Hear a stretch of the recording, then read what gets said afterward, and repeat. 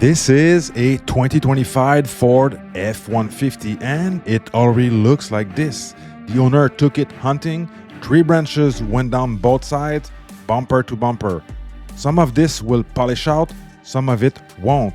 And if we want this to look new again, sanding is required.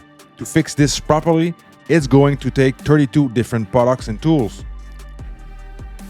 So in this video, I'm going to show you exactly how I fixed it, every product, every tool, but more importantly, why I use them, because results don't come from products, they come from process.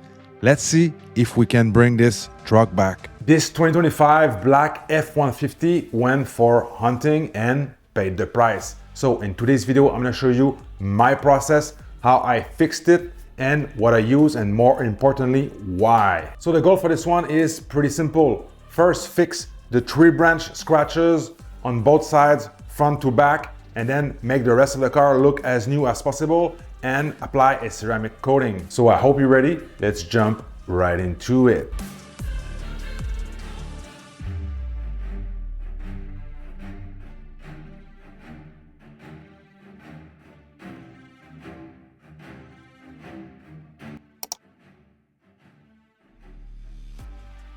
This year I've been experimenting with touchless wheel cleaning, true touchless, so no contact there. Very simple here. The goal was to use an alkaline product that is very strong, let it dwell, rinse off, and then use an acid product. So my alkaline choice for this video is Car Candy Chocolate Thunder. Very aggressive wheel and tire cleaner. Once it's rinsed off, don't mix the two. So if you try this at home, never mix your alkaline and acid product together, okay? Don't ask me why, just do as I say. So my acid product, today I tried the CarPro Wheel X.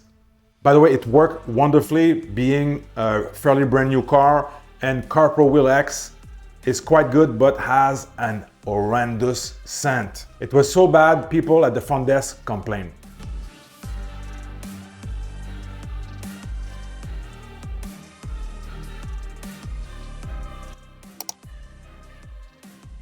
Step number 2 is to use a foaming pre-wash, very important. During this winter, the car is filthy and we have to do a super good prep for sanding, paint correction, and ceramic coating. So for this one, I use Touchless by Bill Timber. You guys already know, my regular viewers, this is a top shelf type of pre-wash to remove most of the dirt in a touchless manner. And just like the wheels, we're going to use an acid to wash the paint.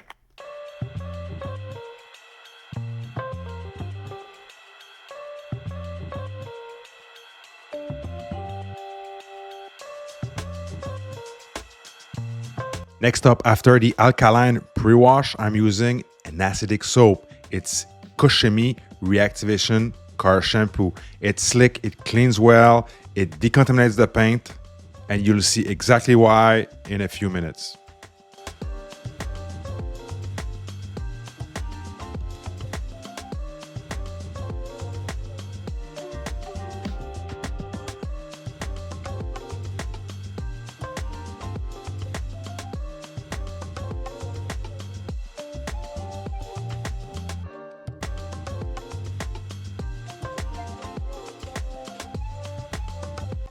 Now, just by washing it with the acidic shampoo, you can tell that the paint is sheeting water already.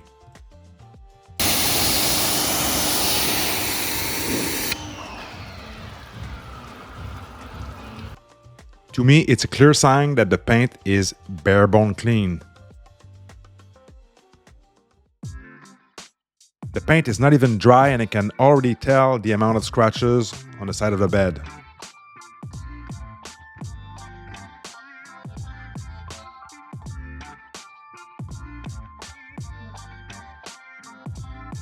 Now that we have the truck super clean, it's time for decontamination. I was planning to use an iron remover, but since we already had complaints about the sand, I opted to completely avoid it altogether. With only 3,000 kilometers on the clock, a fine clay towel is going to be sufficient.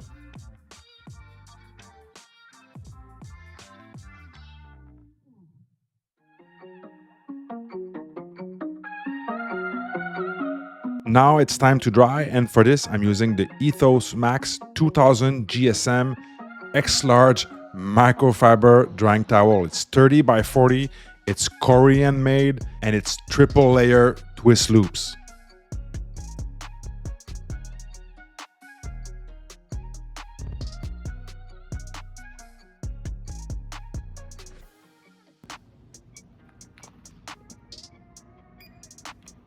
Now it's time for a little bit of an inspection. I measured the paint with my paint depth gauge, and the measurements were quite inconsistent. Some panels had 3.75 and others were around 5.25.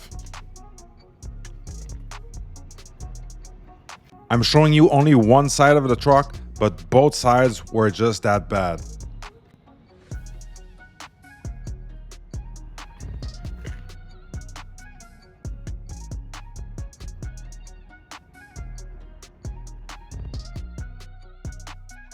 Now for this project, I only had about 16 hours, so 2 days of work to get this done. So there was no way I was going to sand the whole side of the truck from edge to edge. So I started sanding only the scratches that I could feel with my fingernail.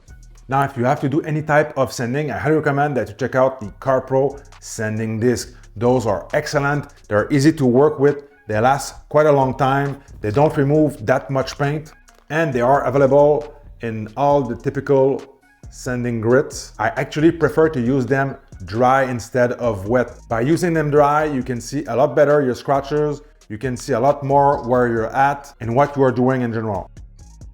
After the sanding is done, you can use your typical 2-step process if you want, but for me, I'm going to use a 3-step process, going to cut with the rotary to remove my sanding scratches, and also at the same time removing those random isolated scratches. My cutting pad for the rotary polisher is the Rupes Cut and Finish. Super lightweight, works really well, cuts hard but finish good, hence the name. They last a long time, and I feel I have a really great control using this pad.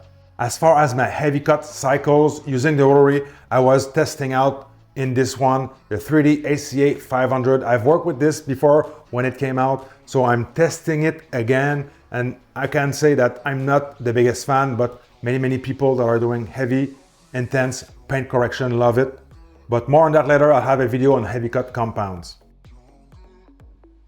Now it's time for step number 2 with a DA polisher and a microfiber pad. The goal here is to remove those rotary holograms, also some of those leftover scratches, and in preparation for the last step.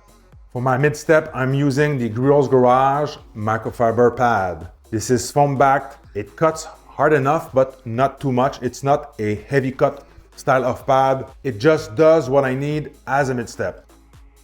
For the mid-step, to remove the hologram using a microfiber pad and a 21mm DA, I was experimenting with PNS Rehab, but I found that I had better results with Oberk Sol on this specific paint. To wipe off the polish residue, I'm using a wet towel soaked in a bucket of Dawn. That's also going to reveal the true finish, just like using an IPA. And that's the after, and we just need to finish it off with a finishing polish, the right pad. Once the rotary holograms are removed with the microfiber pad, now we have to remove the haze, and I'm using a foam pad. This is Lake Country Orange HDO. This is a great pad. This is similar to Rupes Yellow, so it cuts good enough and it finishes great even on soft black paint. And then for finishing and even one steps in some area, I did one step with the Orange and Therapy by PNS. This is a great product. Love using this. It finished really good on the black paint. It brought much gloss, finish haze-free as well. Super easy to wipe off. So far I'm really impressed with Therapy by PNS. So right here, you're getting a before and after. The tailgate was not really affected by tree branches. And for time constraint, I had to do a one step on the rest of the panels. So the paint is not 100%, but you'll see we have a great improvement with only an orange pad and a finishing polish.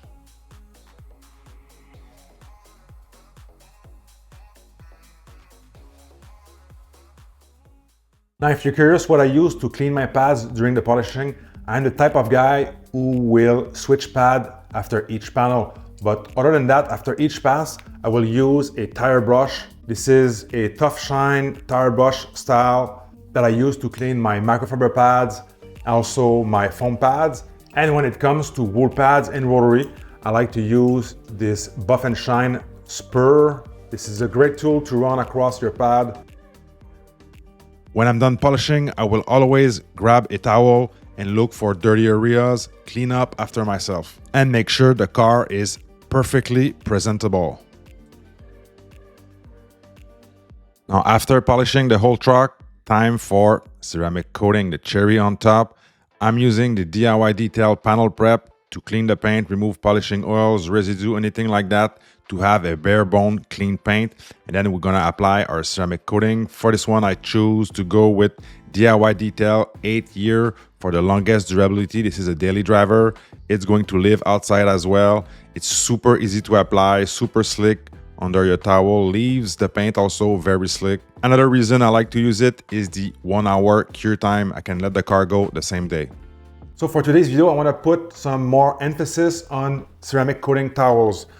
These are super crucial when it comes to wiping off your coating. If you don't use the right towels, you're not going to have the best results and you may end up with high spots. So over the years, I developed my process using my first wipe with a detailed popo, low pile. This is called a weave towel. Those you can find at carzilla.ca. The popo line is actually very, very affordable, especially if you buy, for example, 10 of those, 25. The more you buy, the better the price comes per towel. Second towel, again, is super important. I used to use both wipes with the short pile, but I found over the years that your second wipe should be some type of fluffy towel, such as the Rag Company Eagle Edgeless. But for my case, I still use Detail Popo. This is called their blanket towel. This is 350 GSM. You also have that 500 GSM option, but the 350 is the sweet spot for me. These just glide better across the paint and they're just better at removing light smudges or just the last 5 to 10% remaining residue. So great towel, highly recommend. Same concept here, the more you buy, the better the price is. And these Popo towels are all made in South Korea. So you know when you grab a Popo towel, you're buying quality. Now for this one, we only had 16 hours to invest in this car, so I did not polish the glass, I did not apply a coating. We skipped that for this one, unfortunately. It was not planned, so for this one, I only cleaned the glass in and out, and very important to do the inside as well. I did use Built Amber Traceless with a waffle weave Popo towel.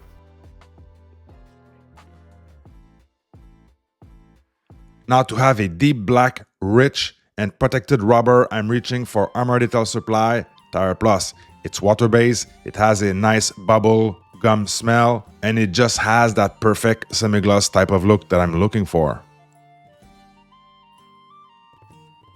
Now the paint is not 100% perfect. The goal wasn't to remove every single swirls, but mostly to reduce those tree branch scratches or improve them, and from there making the car look as good as possible within the time frame that we had.